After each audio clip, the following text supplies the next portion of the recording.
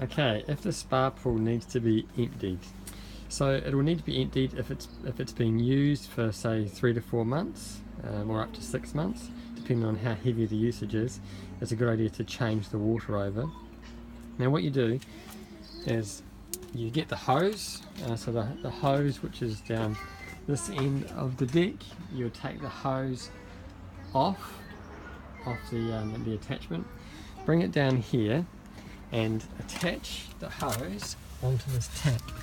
So you can see that little yellow tap, you just clip it on there. Now once you've clipped it on, you then run the hose on the ground along here. You don't want to go up over anything, so up over the steps or up over this here. So bring it on the ground, down here, down these steps, and all the way down the back. See the olive trees? And just hang the hose over the end there where those olive trees are, so that the spa pool can drain into that area. When it's finished, pull the hose back up. Now there is someone that lives in this house here, so please don't walk down the stairs without first going around the other side, down the pathway down the side over here, and go and knock on the door and see if they're home, and if they are, just ask if it's okay that you can take the hose down past their place. The same when you go to get the hose, please go and check that it's okay that you go and do that, because you're walking straight past their private residence. They won't be expecting you coming down that way. Alright, so once you've got the hose on, then you come back down here and there's a lever right there at the back. Okay, and so with this lever you would pull it up so that it's parallel to the ground, or horizontal to the ground, and then the water will start coming out. So you would leave that up until all the water's drained out. It'll take probably about 2 to 3 hours for that to happen, and when you come back you'll find that there's be water still sitting in these bucket seats, and are on the base as well. So you would get like a small container, scoop all the water out of those bucket seats out of the pool. I wouldn't put it on the base, I'd just throw it over the fence, and then scoop everything out that you can see out of the pool.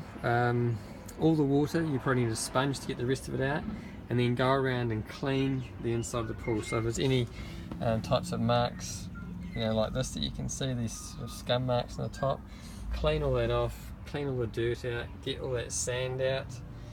Once it's done and it's fully cleaned out, then make sure that you turn that tap back so it's down, facing down, so there's no water that can come out. Then you put the hose into the spa pool, and when you put the hose into the spa, you can attach this attachment here to the end of the hose, and just put this in the spa pool. The water will come out this sock, so it just filters out anything that might be in the water that hasn't been filtered out. It'll come out of that sock. So just attach that, leave it in there.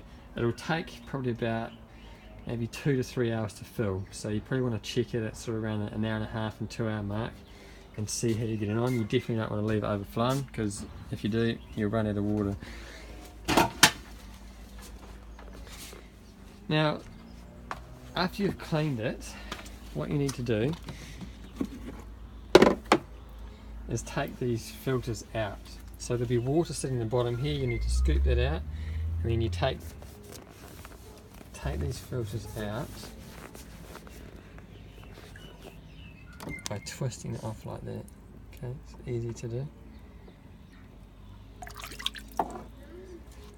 Now, and then it'll just pop off like that, and you simply just put another one back over. Now this one here is the only one that has this special, like an oxygen filter in here, and this just makes the cleaning process a bit more efficient. And so you would buy another one like this one I've got here ready to go, and it has this plastic leg at the bottom, this thing here, and that just pulls off and just slips on the end there, and that keeps it off the bottom of the pool, just to help the water circulate through it. So you just stick that in that one there. That's the only one that it will go in anyway, and then put all the filters back on, tighten those back up,